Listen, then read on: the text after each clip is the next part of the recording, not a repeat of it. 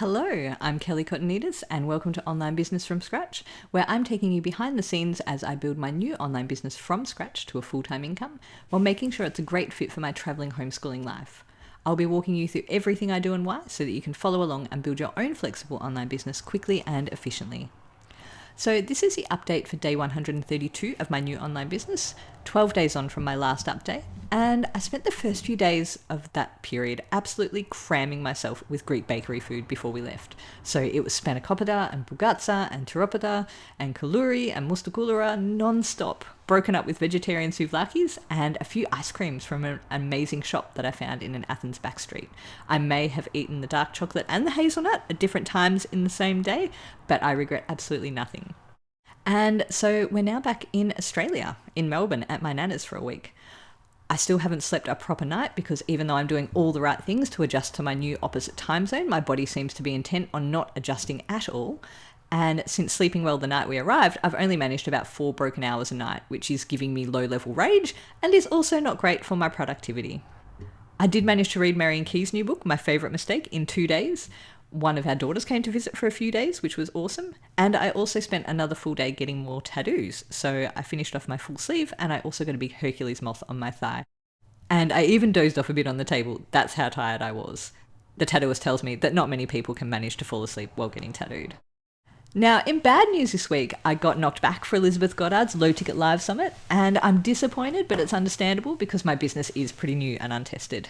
But I will put a link to it in the show notes because it's a great event. It is all about selling lower cost products in a really sustainable way. And it's always full of people who have done really interesting and innovative stuff. And even though I very rarely watch business summits now because so many are full of absolute fluff and nonsense, I will always make time for Low Ticket Live. And so business-wise, it's all been maintenance. That's really all I've had the time and the energy and the motivation to do. I've written another 2 evergreen emails, I've done the background work to publish a couple of other podcasts, and that's about it. While I'm busy and jet-lagged, I'm just keeping the core stuff ticking over. I'm doing a little here and a little there. And because I've got my checklist and I know exactly what I need to do next, I find I can just pull my laptop out for 10 minutes.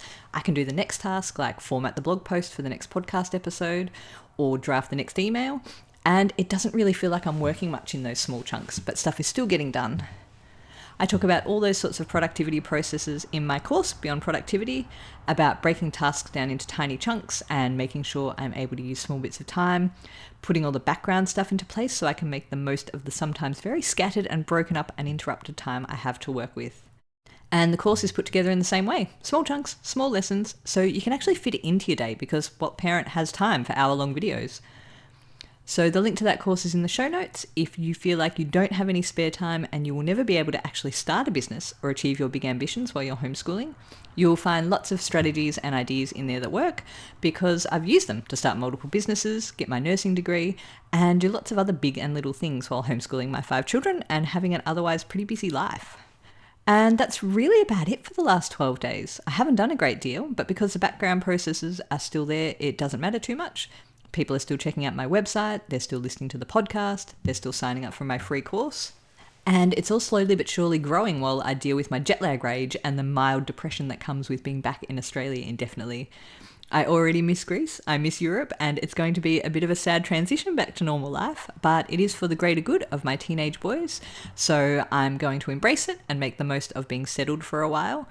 And especially enjoy the bonuses, like seeing our 3 daughters regularly. Being on the same landmass as them is a very big bonus. And I'll get to really throw myself into this business. I will have a permanent setup and decent reliable internet, so I can even plan ahead, which seems very luxurious, and I'm very much looking forward to that. Now, I'll talk more about our new situation next time after we've actually moved into our new house. And we haven't even seen this house yet, not even in photos, but we've already started paying for it, which is a little bit scary. So cross your fingers for us. I hope we like the house and it's actually worth living in. And I'll let you know in the next episode. So I'll see you then.